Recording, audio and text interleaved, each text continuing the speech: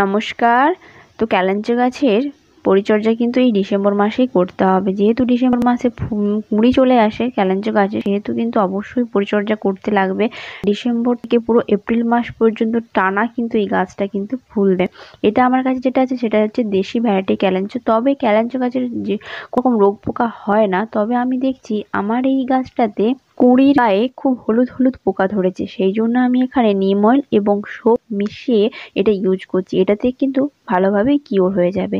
তারপরে এখানে গাছের গোড়াটাকে ভালো করে খুশিয়ে নিয়ে 1 টেবিল স্পুন পটাশ এবং 1 table spoon single super phosphate কিন্তু দিয়ে দিচ্ছি। পটাশ কিন্তু খুব ভালো কুঁড়ি আনতে, ফুল ফোটাতে সাহায্য করে। সিঙ্গেল সুপার ফসফেটটা গাছের গোড়ার হেলদি রাখতে সাহায্য করে।